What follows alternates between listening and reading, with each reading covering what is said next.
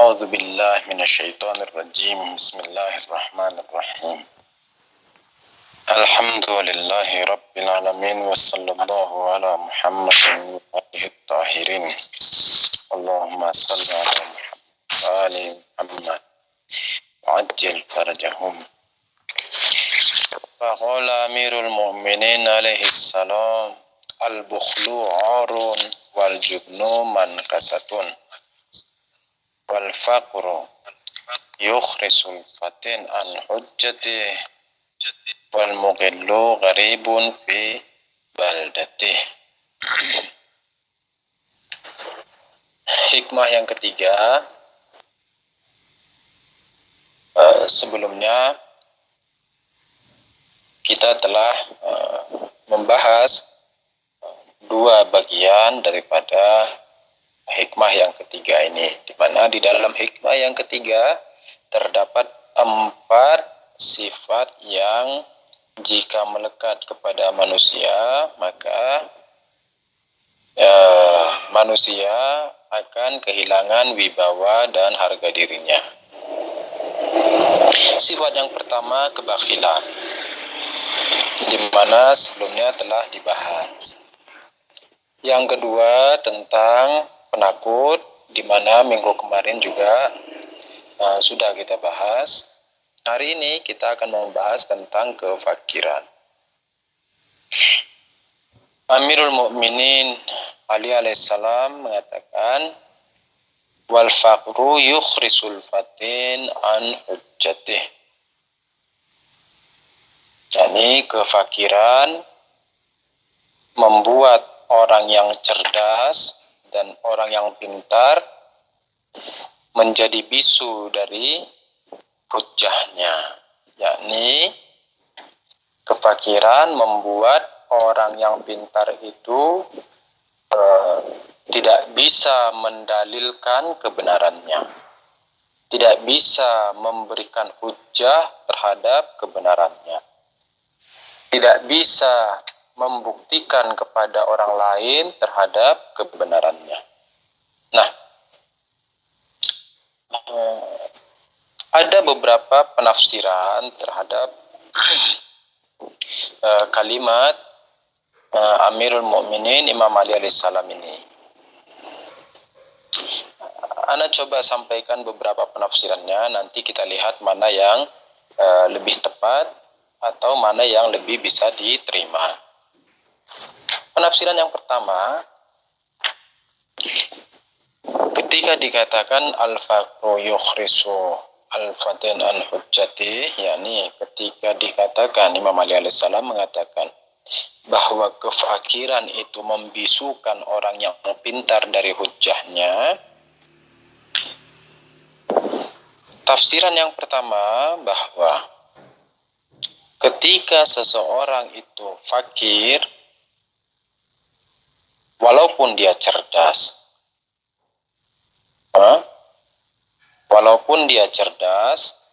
namun ketika dia hidup dalam kefakiran, di mana pada umumnya orang yang fakir, orang yang miskin, orang yang tidak memiliki itu, pada umumnya dia menjadi rendah diri. Umumnya kan demikian.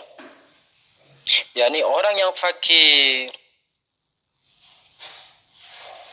ketika dia melihat dirinya itu fakir, ketika dia melihat dirinya itu tidak memiliki, ketika dia melihat dirinya itu tak punya uang, tak punya harta, maka timbul di dalam dirinya rasa rendah diri. Nah, ketika di dalam dirinya timbul rasa rendah diri, hal ini menjadikan dirinya merasa enggan dan merasa malu dan merasa tak berdaya untuk mempertahankan keyakinannya. Contoh, Kita ambil contoh, anggaplah misalnya si Fulan. Si Fulan ini pintar, cerdas, cendekiawan, namun hidup dalam kefakiran. Lalu dia berhadapan dengan misalnya seorang presiden atau seorang menteri atau seorang bupati, wali kota dan sebagainya, atau camat misalnya, di mana bupatinya, presidennya, wali kotanya atau camatnya itu misalnya bukan orang yang pintar, tetapi mereka punya kedudukan, mereka punya harta. Nah, kalau seandainya seorang bupati atau presiden yang kurang pintar menentukan atau menetapkan sebuah peraturan di mana si orang cendekiawan ini, si orang pintar ini meyakini dan mengetahui bahwa peraturan yang akan ditetapkan tersebut itu tidak benar atau justru malah akan membahayakan misalnya, namun dia tidak kuasa dan dia tidak mampu serta dia tidak bisa untuk memberikan hujjah dan memberikan dalil kepada kaum penguasa dan konglomerat itu. Kenapa Anda bisa? Dikarenakan dia sudah merasa malu terlebih dahulu, yakni dia lebih dahulu merasa rendah hati, merasa kita ini apalah, kita mau ketemu mereka saja sudah enggan dan merasa malu dan sebagainya. Nah, akhirnya dia tidak bisa menyampaikan dalil dan hujahnya itu. Nah, ini tafsiran yang pertama. Tafsiran yang kedua bertentangan dengan tafsiran yang pertama. Jadi kalaulah di dalam penafsiran yang pertama kita katakan bahwa si kaum cendekiawan tidak mampu memberikan hujahnya atau bisu di dalam hujahnya karena rasa rendah dirinya, kalau di penafsiran yang kedua kita akan menyampaikan bahwa kebisuan itu bukan disebabkan oleh si cendekiawan, melainkan disebabkan oleh orang yang mendengar. Nah, bagaimana penafsirannya? Demikian. Kita katakan pada umumnya masyarakat, ini masyarakat manusia itu lebih cenderung dekat kepada dunia secara umum, bukan secara fitrawi. Kenapa demikian? Kenapa saya katakan bukan secara fitrawi? Karena secara fitrawi sesungguhnya seluruh manusia akan cenderung kepada tauhid. Seluruh manusia akan cenderung kepada nilai-nilai ilahiyah. Ini secara fitrawi. Namun secara umum, secara global, secara universal, manusia lebih cenderung kepada dunia, lebih cenderung kepada materi. Kenapa demikian, Yusuf? Karena kita hidup dalam lingkaran dan dalam sistem serta dalam kemajemukan di mana di dalam tatanan sosial yang kita hidup di dalamnya itu terlalu memayoritas, yakni terlalu mendominasi. Yakni keduniaan itu terlalu mendominasi di dalamnya. Tidak usah jauh-jauh kita hidup misalnya di tengah yang antum ini Syi'i, antum hidup di tengah kelompok masyarakat di mana di dalam Syiah antum diajarkan bahwa hayhat minnazillah, yakni kita tidak akan menerima penghinaan. Lebih baik mati dalam kemuliaan daripada hidup dalam keterhinaan. Kita diajarkan untuk tidak cinta pada dunia. Kita diajarkan untuk saling mencintai sesama. Kita diajarkan untuk saling berbagi sesama dan sebagainya. Tetapi karena kita hidup di dalam kemajemukan dan di dalam tatanan sosial, di mana tatanan sosial ini di dalamnya duniawi itu terlalu mendominasi.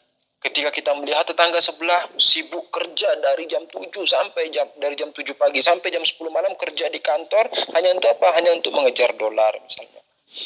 Gitu juga tetangga yang di sebelah kerja mati-matian hanya untuk mengejar dolar dan sebagainya. Semuanya hidup dalam kemeriahan duniawi itu, sehingga hal ini menjadikan kita luput atau lalai daripada nilai-nilai ilahiyah itu. Nah, ini satu mukadimah, pengantar. Ini baru pengantar. Nah, ini apa? Yakni secara umum manusia dekat dan lebih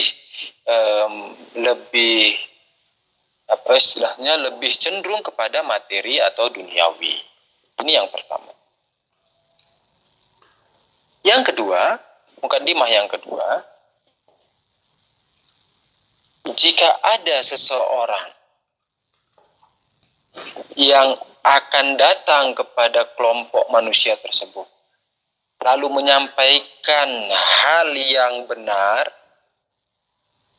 menyampaikan hal yang hakiki, hal yang ilahiyah, maka apa yang akan terjadi? Yang akan terjadi, kalau seandainya yang menyampaikan itu adalah juga orang kaya, maka mereka akan menerima. Tapi kalau seandainya yang menyampaikan itu orang miskin, maka masyarakat tidak akan menerimanya. Contoh misalnya kita punya dua orang, yang satu gubernur, yang satu orang fakir. Yang satu gubernur, yang satu orang fakir.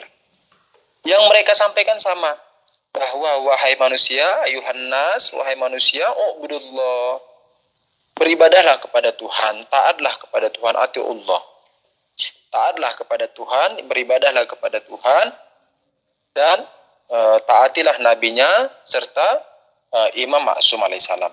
Mereka menyampaikan dua hal yang sama nih.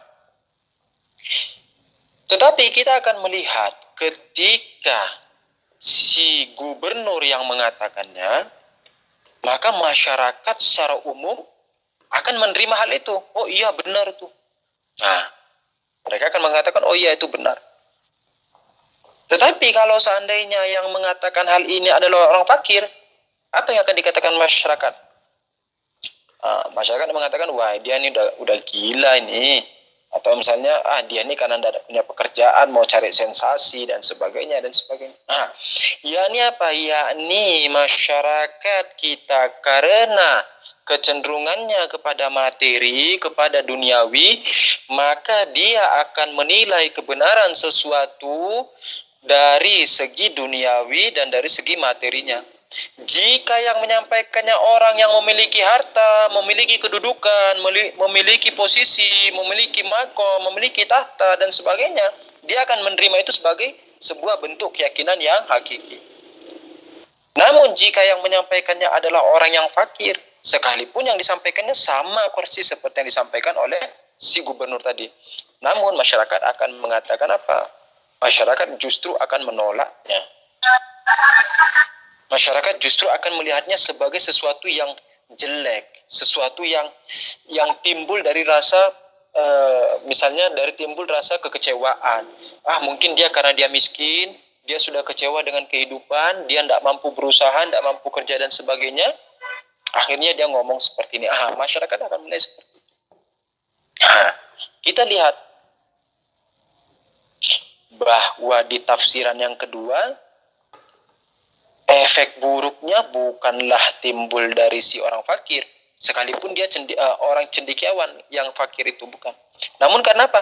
Namun karena masyarakat kita yang lebih cenderung kepada duniawi dan materi tadi, justru karena itu menolak apa yang disampaikan oleh orang fakir, sekalipun dia pintar.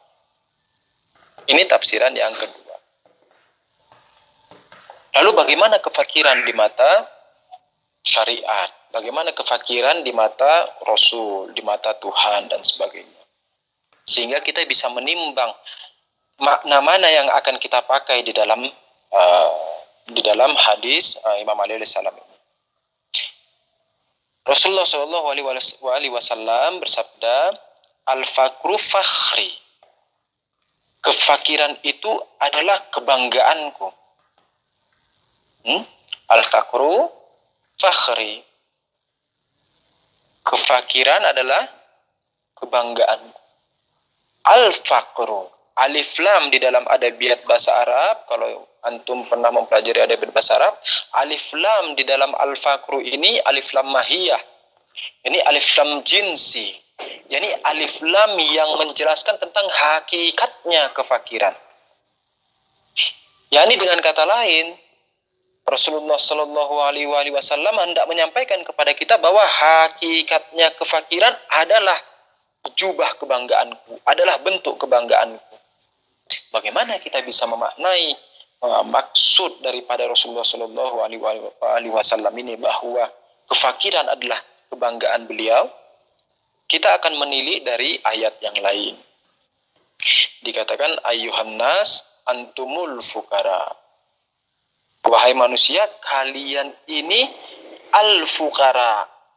Al-fuqara yakni al-fuqara ya apa maksudnya? Al-fuqara apa maksudnya? Al-fuqara. Fuqara jamaknya dari kata fakir. Al-fuqara jamaknya dari kata fakir. Fakir yakni orang yang tak memiliki apapun. Dan kita mengetahui ketika alif lam bersambung kepada jamak, maka dia akan menjelaskan tentang keumuman sesuatu. Maka maksudnya ketika dikatakan antumul fuqara, yakni antum semua ini benar-benar orang yang fakir. Ya, tanpa terkecuali. Yakni tidak ada satupun manusia yang tidak fakir. Tanpa terkecuali, tidak ada satupun manusia yang tidak fakir. Antumul fuqara. Bagaimana maksudnya? Kita akan mengatakan bahwa benarlah ketika Rasulullah Shallallahu Alaihi Wasallam mengatakan al-faqru fakhri, yakni kefakiran adalah jubahku. Bagaimana benarnya? Bahwa kita ini, yakni ma siwallah, yakni seluruh dan segala sesuatu selain Tuhan, maka zatnya adalah kefakiran. Dikatakan fakiruz zat, yakni seluruh segala sesuatu selain Tuhan disebut fakiruz zat. Yakni apa fakiruz zat? Yakni zatnya adalah kefakiran. Apa maksudnya zatnya, zat segala sesuatu selain Tuhan, zatnya itu adalah kefakiran? Maksud apa? Maksudnya bahwa segala sesuatu yang selain Tuhan untuk menjadi ada, untuk mengada itu, yakni untuk mengada, dia tidak bisa dari dirinya sendiri. Melainkan dia butuh kepada sesuatu selain dirinya. Contoh misalnya kita ini untuk ada butuh kepada sebab-sebab pendekat. Butuh kepada bapak, butuh kepada ibu, butuh kepada waktu dan sebagainya. Yakni waktu pertemuan antara bapak, ibu dan sebagainya itu. Butuh kepada makanan sehingga jadi sel telurnya dan sebagainya itu. Nah, segala sesuatu selain Tuhan untuk adanya itu dia butuh kepada selain dirinya. Sedangkan Tuhan bagaimana? Tuhan dikatakan dia adanya dengan dirinya sendiri, yakni Maksudnya dia ada dengan dirinya sendiri itu bagaimana? Yakni dia ada tanpa membutuhkan apapun selain dirinya. Yakni Tuhan itu ada, adanya itu tidak disebabkan oleh sesuatu yang lain. Melainkan dia ada karena dia ada. Dan dia tidak disebabkan oleh apapun. Nah, kalaulah Tuhan demikian adanya, yakni kalaulah Tuhan itu dia ada dengan sendirinya dan tanpa diciptakan sesuatu selain dirinya, yakni Tuhan itu tidak diciptakan oleh yang lain, maka selain Tuhan dia diciptakan oleh Tuhan. Yakni kita ini yang fakiruzat ini diciptakan oleh Tuhan. Maka benarlah dikatakan ayuhannas antumul fuqara, wahai manusia kalian semua seluruhnya adalah orang-orang yang fakir. Yakni fakir dalam apa? Fakir dalam wujud. Yakni fakir dalam keadaan kalian. Yakni adanya kalian itu butuh kepadaku. Dan ketika Rasulullah Shallallahu Alaihi Wasallam mengatakan al-fakru fakhri, yakni apa? Yakni maksudnya apa? Maksudnya bahwa aku ini sebagai mumkinul wujud, ini adalah kebanggaan bagiku. Yakni aku itu sadar bahwa aku adalah mumkinul wujud. Dan karena aku mumkinul wujud, maka aku ini di dalam wujudku, aku butuh kepada sesuatu yang dirinya tidak butuh kepada yang lain. Yakni aku ini yang mumkinul wujud, butuh kepada yang wajibul wujud. Yakni aku ini yang serba kekurangan, butuh kepada suatu zat yang dia tak memiliki kekurangan apapun, maka aku bangga dengan hal itu. Ini makna daripada al-fakru fakhri. Lah, kalau demikian, maka fakir di sini apa maksudnya ketika Amirul Mukminin Imam Ali Salam mengatakan al-fakru yukhrisul fatin an hujjatih. Sekalipun saya katakan bahwa ada beberapa penafsiran, contohnya seperti yang saya tafsirkan tadi, ada 2 penafsiran minimal. Dari sini kita lebih mendekati kepada fakirnya di sini, yakni bukanlah fakir yang ditimbulkan dari diri si orang cendekiawan. Melainkan apa? Melainkan justru hadis ini hendak mencela dan hendak membangunkan dan hendak menyadarkan manusia, masyarakat, bahwa wahai masyarakat, janganlah kamu nilai orang yang pintar itu dari materinya. Wahai masyarakat, janganlah kamu nilai orang pintar itu, orang alim itu dari duniawinya. Melainkan nilailah mereka dari apanya? Dari hakikatnya, dari hujjahnya, dari dalilnya, dari komentar-komentarnya, dari pernyataannya. Nah, dari ilmunya. Nah, jadi seakan-akan hadis ini justru hendak menyadarkan masyarakat itu. Jadi bukan justru mau menjelekkan orang alim yang fakir, bukan. Sekalipun secara zohir kita akan melihat, wah ini hadisnya ini seakan-akan seperti ingin mencubit orang pintar yang fakir. Oh bukan, kita katakan justru ini hendak mencubit masyarakat yang tenggelam dalam duniawi dan materi tersebut.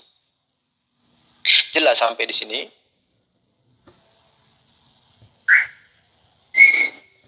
Jelas apa? Oke, saya kira hari ini cukup sampai di sini dulu.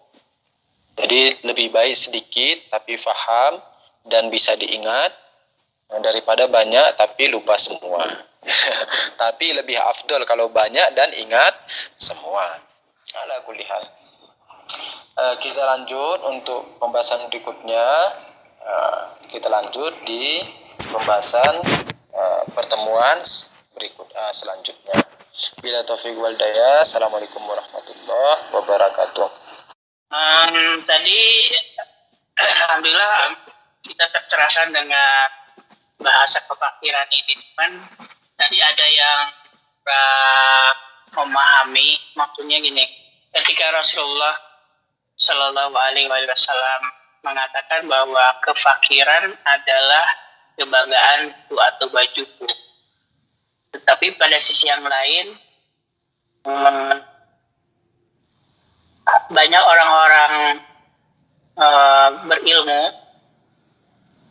itu sering mengatakan al-fakir, atau misalnya saya yang fakir ilmu ini. Itu seperti apa pengakuan seperti itu tuh, bagaimana?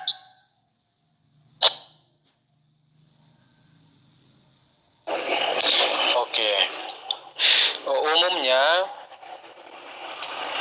ketika para alim ulama mengatakan al-fakir lebih kepada sifat tawaddu, yakni maksudnya lebih kepada hendak jauh dari rasa kesombongan, hendak menjauhi rasa ujub, hendak menjauhi keaku-akuan, hendak menjauhi kesaya-sayaan itu. Kenapa? Kenapa demikian? Karena sekalipun ini bagi orang awam ini bukanlah hal buruk, ya, bagi orang awam bukan hal buruk. yakni ketika kita mengatakan aku atau saya, di dalam akhlak, yakni di dalam akhlak khususnya orang-orang pesuluk, khususnya orang-orang akhlaki, khususnya orang-orang arif billah, kata tunggal untuk diri sendiri, yakni aku itu mencerminkan kesombongan, mencerminkan keujuban, mencerminkan bahwa kita tidak butuh kepada yang lain, bahwa akulah gitu. Nah, oh aku yang semalam menulis, oh aku ngomongnya begini, seakan-akan apa? Seakan-akan dia tidak melibatkan sesuatu selain dirinya. Namun ketika dia, yakni dia maksudnya apa? Yakni maksudnya seakan-akan dia tidak melibatkan Tuhan, tidak melibatkan malaikat, tidak melihatkan guru-gurunya dan sebagainya, seakan-akan. Namun ketika dikatakan al-fakir, justru dia hendak mengatakan apapun yang Anda sampaikan ini dari sesuatu selain saya. Yakni dari siapa terus? Dari Tuhan lewat para malaikat yang disampaikan oleh para nabi dan diteruskan oleh para imam, lalu dilanjutkan oleh para alim ulama. Nah, itu maksudnya. Jadi lebih kepada al-fakir, ketika dikatakan al-fakir lebih kepada menghindari rasa ujub dan sebagainya. Namun sekali lagi dikatakan bahwa hal ini bukanlah hal yang buruk bagi orang awam. Oke? Ya Ustaz, Mas Kirin Ustaz. Bagaimana kiat kita untuk membuat jarak antara bahwa kita tahu dengan orang yang berilmu bahwa atau Rasulullah kefakiran adalah kebanggaanku. Nanti bangga itu kalau di kita jatuhnya malah jadi ujub gitu Ustaz. Gimana Ustaz? Membuat jaraknya itu. Nah, sebenarnya justru tidak akan timbul rasa ujub di situ, sekalipun menggunakan kata kebanggaan. Kenapa? Karena kebanggaan kita itu diselimuti oleh kefakiran kita. Yakni sekalipun kita katakan kita bangga, namun kebanggaan kita itu diselimuti oleh kefakiran itu. Yakni kebanggaan kita zatnya adalah kefakiran itu sendiri. Yakni kefakiran itu adalah kebanggaan kita. Jadi kebanggaan itu bukan sesuatu yang diwahkan. Kenapa? Karena yang mau dibanggakan adalah kefakiran. Namun justru karena kefakiran itulah kita menjadi mulia. Yakni ketika seseorang sadar bahwa dirinya ini serba tiada, Ketika seseorang sadar bahwa kita ini selalu butuh kepada Tuhan, ketika seseorang sadar bahwa zatnya kita ini tidak pernah lepas dari Tuhan, ketika seseorang sadar bahwa apapun yang kita lakukan ini senantiasa hadir di hadapan Tuhan, ketika seseorang sadar bahwa zat kita senantiasa secara huduri hadir bagi Tuhan dan tidak pernah terlepas dari hakikat Tuhan, maka ini merupakan hal yang yang sungguh mulia, yakni merupakan hal yang patut untuk dibanggakan. Ya, yakni kesadaran kita bahwa kita ini selalu butuh kepada Tuhan itu adalah sebuah kemuliaan. Dan sebaliknya, ketika seseorang tidak sadar bahwa dia butuh kepada Tuhan, justru malah dia menyatakan bahwa saya ini tidak butuh kepada Tuhan, itu adalah bentuk daripada keburukan dan kehinaan. Oke. Alhamdulillah, masykurin Ustaz. Apa? Dan usulan dari Salam Ustaz. Waalaikumsalam warahmatullahi. Bismillah. Begini Ustaz, misalnya kita itu dipuji oleh seseorang di hadapan orang lain. Gimana caranya kita itu mengendalikan agar kita tuh tidak ujub? Ada kekhawatiran gitu di hati itu, ini mau senang atau ini malu atau ya bercampur gitu Ustaz. Bagaimana cara mengendalikan? Ya, Asroring. Afwan. Awalan, ketika seseorang memuji kita, yang paling pertama kali kita lakukan adalah bersyukur. Ketika orang, kenapa? Karena orang ketika memuji kita itu, yakni dia memberikan sifat baik kepada kita, yakni dia melekatkan predikat baik kepada kita, yakni dia mensifati kita dengan sesuatu yang baik di hadapannya. Misalnya kita katakan, wah, fulan itu atau fulanah itu orangnya ramah sekali. Dia sedang mensifatkan keramahan dan kekariman kepada diri kita. Di mana keramahan, kekariman, kejawadan, kedermawanan itu adalah hal yang baik dan itu disukai oleh semua orang. Maka hal yang pertama kali dilakukan ketika seseorang itu memuji kita, maka kita bersyukur. Yani alhamdulillah. Dan justru karena kita bersyukur ini, yakni ketika seseorang itu mengucapkan pujian atau sedang memuji kita dan kita bersyukur, justru sesungguhnya kita sedang menghindari rasa ujub. Kenapa demikian? Karena kita menyadari bahwa kebaikan yang ada dari kita ini, yang tampak baginya, bahwa keramahan, kedermawanan, kebaikan, apalagi misalnya kesantunan yang dia lihat dari kita itu, kita katakan ini bukanlah dari diri kita, melainkan dari Tuhan. Makanya kita katakan alhamdulillah. Ini salah satu kiat utama. Pertama kali ketika orang memuji, dalam hati tidak usah kuat-kuat, alhamdulillah. Itu nanti justru kalau kita bilang alhamdulillah, orang justru bilang, wah ini orang pantang dipuji sedikit langsung langsung banyak gaya kan gitu. Dalam hati saja. Dalam hati, ketika orang memuji, dalam hati alhamdulillah. Setelah alhamdulillah, terus apa yang kita lakukan? Kita jangan terus memandang bahwa selain kita buruk. Yani misalnya dikatakan, wah si fulan itu orangnya baik sekali, atau si fulan itu orangnya dermawan sekali. Terus dalam hati kita, oh iya selain Ana tidak ada lagi yang dermawan. Jangan. Melainkan apa yang harus kita lakukan? Yang kita lakukan dalam hati katakan, masih banyak yang lebih dermawan dari Ana. Awalnya sudah bersyukur loh. Kita awal sudah bersyukur. Jadi alhamdulillahirrahmanirrahim. Terus dalam hati bilang, masih banyak yang lebih dermawan dari Ana. Masih banyak yang lebih baik dari Ana. Masih banyak yang lebih santun dari Ana. Masih banyak yang lebih lebih karim, lebih rahmat, lebih ramah dari Ana.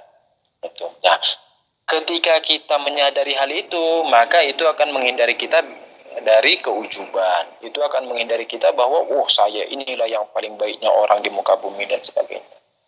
Nah,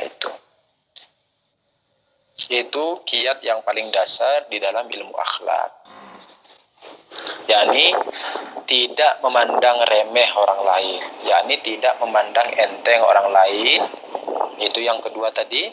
Sedangkan yang pertama apa? Yakni segala kebaikan kita itu kita sadari bahwa itu bukanlah dari diri kita, melainkan itu dari Allah Ta'ala. Jadi dua kiat utama. Yang pertama bersyukur. Maknanya bersyukur tadi apa? Maknanya alhamdulillah tadi, yakni kita menyadari bahwa kebaikan itu bukanlah dari zat kita. Kenapa? Orang kitanya fakiruz zat. Orang kita untuk adanya kita saja kita butuh kepada Tuhan. Apalagi lah terhadap sifat-sifat kita. Sedangkan untuk adanya kita saja kita butuh kepada Tuhan, apalagi terhadap sifat-sifat kita, baiknya kita, santunnya kita, ramahnya kita. Sudah pasti bukan dari zat kita. Orang zatnya kita saja, yakni wujudnya kita saja, bukanlah dari diri kita, apalagi sifat-sifat kita. Maka tentulah wujud dan sifat itu dari Tuhan. Ini alhamdulillah. Lalu yang kedua, bahwa tidak memandang enteng atau tidak memandang remeh orang lain, melainkan di dalam hati mengatakan bahwa masih banyak di luar sana orang yang lebih baik dan lebih ramah dari kita, dan kita akan terus berusaha untuk lebih baik lagi, untuk lebih ramah lagi. Makanya Imam Shadiq alaihissalam mengatakan, syiahku itu siapa? Syiah kami itu siapa? Syiah kami itu adalah orang yang paling afdol di tengah masyarakatnya, orang yang paling baik di tengah masyarakatnya, orang yang paling dermawan di tengah masyarakatnya, orang yang paling santun, yang paling ramah, yang paling abid, yang paling pintar di tengah masyarakatnya. Nah, ini syiahnya para ahlul bait. Makanya kita selalu dalam hati, anak terus mau berusaha baik, anak terus mau berusaha baik. Itu akan menjauhkan kita dari rasa. Oke. Alhamdulillah, sangat tercerahkan Ustadz, masyukurin. Mungkin sampai di sini dulu. Ada masih pertanyaan? Melanjuti yang penjelasan tadi, Ustaz. Masalah sifat dan Allah, Ustaz, ya. Tetapi kalau seandainya ada yang mengiskal, berarti perbuatan baik kita itu Allah, jadi kayak terkesan Jabariyah, Ustaz. Jabariyah, ya. Nah, jawabannya bahwa kita punya ikhtiar. Kita tidak mengatakan bahwa Tuhan menjadikan demikian lalu kita tidak memiliki ikhtiar. Melainkan apa? Melainkan seperti gini nih contohnya ya, yang gampang.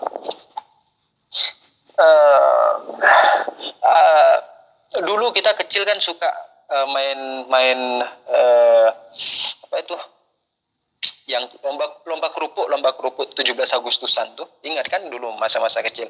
Jadi ada tali panjang gitu kan, tali panjang terus dikasih kerupuk gitu kan. Tahu kan ya lomba makan kerupuk tuh? Iya, Ustaz. Nah, pertanyaannya, misalnya ada 10 orang nih, ada 10 orang yang ikut lomba. Pertanyaannya, apakah 10 orang ini dikasih kerupuk semua atau tidak dikasih kerupuk semua? Dikasih kerupuk semua. Dikasih kerupuk semua. Pertanyaan kedua, apakah terus kerupuknya dijejali ke mulut mereka atau tidak? Tidak, Ustaz. Tidak. Pertanyaan ketiga, kalau seandainya ada yang lebih tinggi, ada yang lebih rendah, apakah terus sama dibuat tinggi kerupuknya? Ya, dibikin sama tingginya. Enggak. Jadi kalau misalnya ada yang lebih, kalau orangnya lebih rendah, biasanya kerupuknya itu diturunin sedikit. Kalau dia orangnya, disamakan tinggi orangnya. Iya betul, yakni disamakan dengan tinggi orangnya. Yakni kalau ada dia lebih tinggi, maka kerupuknya agak ditinggiin. Kalau orangnya dia agak pendek, maka kerupuknya agak direndahin, kan gitu. Iya, betul Ustaz. Lalu pertanyaan yang terakhir, apakah mereka yang ikut lomba ini melompat-lompat atau tidak untuk mengambil kerupuknya? Tidak Ustaz. Melompat-lompat dong. Ya kan tinggi. Kalau enggak tinggi apanya nih? Tinggi kerupuk kan sama dengan tingginya dia. Iya, maksudnya agak mendangak-dangak kepala gitu kan? Kan enggak pas di mulut itu biasanya. Biasanya kerupuk itu agak tinggi 1 senti dari lubang mulut biasanya. Jadi dia harus agak jinjit-jinjit sedikit kan gitu. Betul. Artinya apa? Artinya kita mau mengatakan bahwa seseorang itu sekalipun kerupuknya sudah ditaruh di depannya mereka itu, tapi dia tetap punya ikhtiar untuk memakan kerupuk itu. Lalu pertanyaannya, ketika dia memakan kerupuk itu, apakah terus kerupuknya dari dirinya? Kan enggak. Kan disiapin sama si panitia itu. Gitu. Iya, betul Ustaz. Nah, itu analogi sederhananya. Sekalipun ada pembahasan yang lebih kompleks di dalam filsafat, nanti akan dibahas pembahasan lebih kompleksnya. Tapi itu penjelasan sederhananya. Oke. Syukran. Afan. Ana kira cukup sampai di sini dulu. Kita lanjut minggu depan. Insyaallah antum semua dalam lindungan Allah Ta'ala, dalam wilayah Ahlul Bait alaihissalam, dan senantiasa menjaga dan mentaati syariat-syariat, yakni fikih-fikih yang diajarkan oleh Imam alaihissalam. Bila taufiq wal hidayah. Assalamualaikum warahmatullahi wabarakatuh.